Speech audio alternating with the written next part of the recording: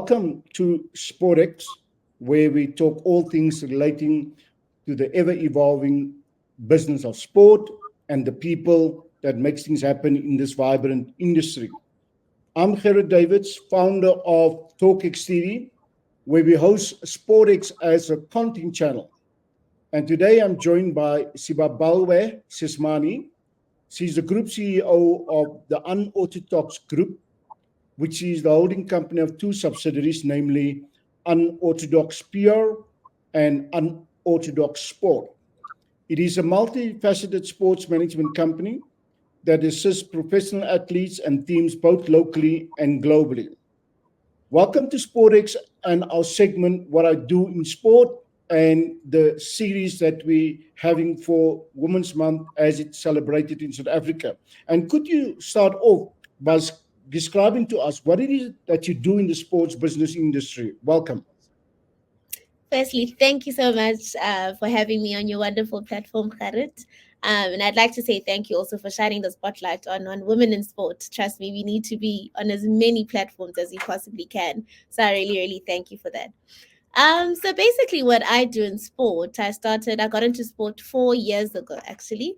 In October, it'll be exactly 4 years ago, where we started off managing professional athletes from a brand endorsement perspective.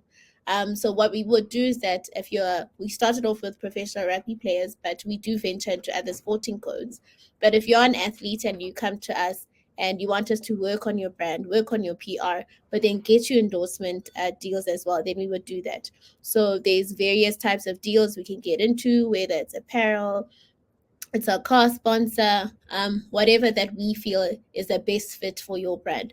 But what we do that is also very needed and also slightly different is the fact that we also help these athletes plan for retirement. Because an athlete, if you get to an age where you decide to retire, you're actually very, very lucky in the sense that a lot of these athletes can be prone to injuries and their careers will be cut prematurely because of injuries. So the moment you come in as a client of an orthodox sport, then you already start planning for your retirement because we want our clients to be comfortable, but start thinking about, post-retirement now when they're actually in their prime.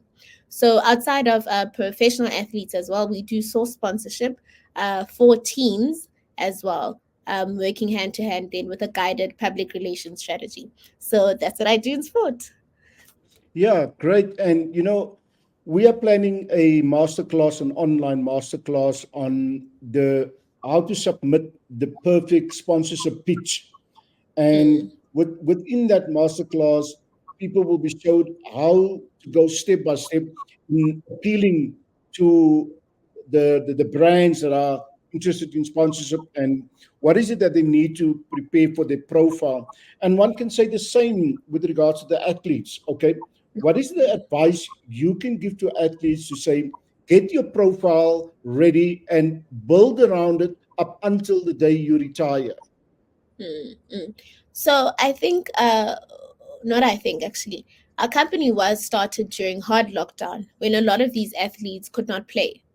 Also advertising at that point in time, sponsors that normally sponsor at stadiums were frantic because they now don't have that brand awareness. They don't have those eyes that they normally had. So we got to a realization that athletes themselves are actually walking billboards and their Mm. profiles, especially social media, can be used as billboards for clients. So that's how we saw it, and that's basically where we started. So I would say social media is quite an important component as a public figure, whether you're an athlete or in any other industry, actually, is to make use of social media. And now what we do with our clients is that we use a backwards strategy where we say, what kind of brands do you want to be associated with? And where can we start and what can we do now? So I'll make an example. If there's a certain type of vehicle that an athlete likes or an individual likes, then they need to start posting about it organically, talking about it organically, finding out what their values are. Do the values align that they have with whatever motor vehicle company that they would like to be associated with? So that by the time we've already built all of that authenticity and that organic partnership, then it's easier for us to sell it. So we always just use that strategy of working backwards to say, this is where we'd like to end up. So what can be done today so that we can end up in this position? Because one thing for us that's quite important is that our athletes need to be associated with brands that are authentic to them. Yes, the public knows about influencer culture in the sense that you pay certain people that have a certain number of influence, but also it needs to be a product that the athlete in themselves believe in. That's how it'll actually be so believable. Great. So, what's your view on how more women could be upskilled to enter the sports business industry? I think there's a generally, not just with women, I think generally the value chain of sport hasn't been looked into, because whenever we think about sport, we think about on the field. Whereas before that athlete actually gets on the field, there's so much that can be done, that needs to be done. There's the dietitian, there's the physiotherapist, there's all sorts of doctors that you can think of, nutritionists, and then you get people like us, the managers, which look after the brands. And then you also get the agents, which help them assign contracts. There's an entire value chain that hasn't been explored. And there's so many opportunities in there. So educating people about the value chain of sport and not just necessarily thinking about on the field. And it's quite I think the pie is big enough for everyone to have a piece. Yes, that's what I'm going for, because now it's such an untapped market. But more and more, I know through our channels and our platforms, you're always educating people, but more especially women, and encouraging them that you don't have to be a soccer player or a professional hockey player, but behind the scenes you can actually make an impact. You can have a big and beautiful career, and that there's a chance and opportunity for everyone. And the more women Yeah. actually get into the sports industry, the more it expands. When we started off 4 years ago, I didn't know that many sports management agencies actually. But now, since we started 4 years ago, I know quite a few. So just figuring out one part of the value chain, and seeing how you can monetize on that and finding out the opportunities actually expands it and creates more opportunities for other people as well, creates demand, if you have to put in economic terms. Yeah, great piece of advice. And also looking back at your career path to date, what advice would you then give to someone looking to enter this sector? Because I find that many people never carved a qualification in sports industry because they're probably very little or none at all. They've done other things, and then that helped them to eh, propel themselves into this industry. What would your advice, career path advice be? So how I got into sport was, I think, purely coincidental.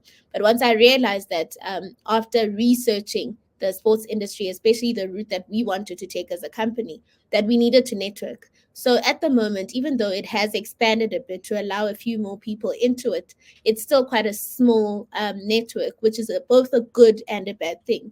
But the one thing about sports that I've picked up is networking, introducing yourselves to everyone, finding out how the value chain works, whether you're going to be a sports management agency like ourselves, or you're going to be a dietitian. You actually need to know the dietitian. You need to know the coaches. You need to fully immerse yourself in the sport in itself, the behind the scenes and what happens on the field.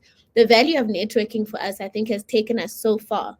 And they're not only networking, but being loud about what you're doing, who you want to connect with.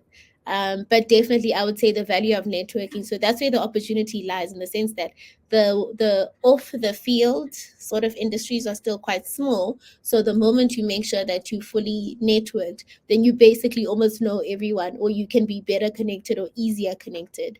But it is growing as well. But you want to also enter now, when it is still quite relatively small, because there are big opportunities in being very influential, steering things in different directions, and just getting in all the amazing opportunities that you possibly can.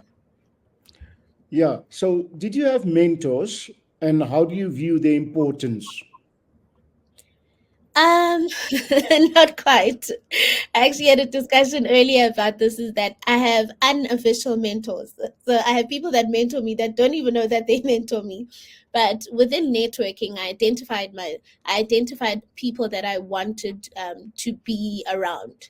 people that I wanted to learn from. So, we also need to respect people's schedules in the sense that they're busy. But when I did need advice from my networking, I managed to, when I need advice, I can reach out to this person. It can be a 1 minute call.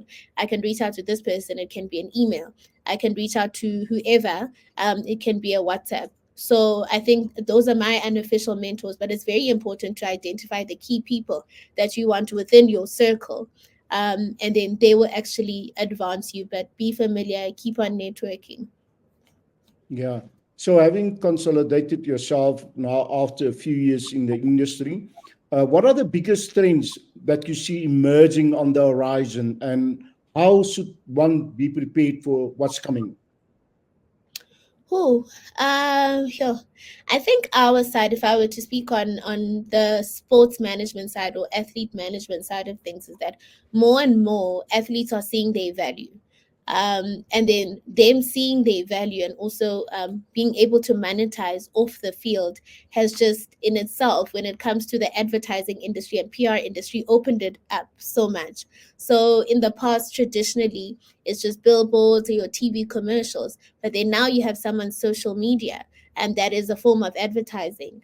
Now you have someone coming to your event, word of mouth, that's a form of advertising. So just this little industry, or what seemed like an industry, actually opened up other avenues and other platforms.